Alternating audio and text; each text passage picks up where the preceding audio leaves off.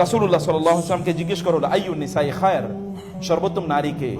তিনি বললেন, আল্লাতী তাসুরুহু ইযা নাযারা, যদি স্বামী যদি তার দিকে তাকায় তাহলে তাকে তার প্রতি সন্তুষ্ট হয়, এবং ওয়াতুতিউহু ইযা আমারা, তিনি তাকে আনুগত্য করেন যখন তিনি তাকে কোনো নির্দেশ দেন, ওয়ালা তুখালিফুহু ফি নাফসিহা ওয়া মালিহা বিমা ইয়াকরাহু, তিনি তার স্বামীর অপছন্দনীয় কোনো কাজই করেন না। যেমন কয়েকটা ইস্যু আমি আপনাদেরকে বলি।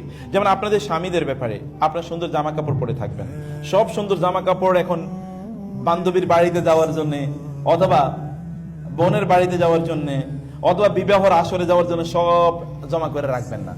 অর্নামেন্টস তো এখন বোনেরা রাখে কোথায়? এখন হচ্ছে ব্যাংকের লকারে, শুধু ওই দিনই বাইর করে যেদিন কোনো বিয়ের অনুষ্ঠানে যায়। তো আপনার এই অলংকার তো আপনার স্বামীর জন্য, কারে দেখাবেন এই অলংকার? অনেকে বলেন যে আমার স্বামী এগুলো পছন্দ করে না।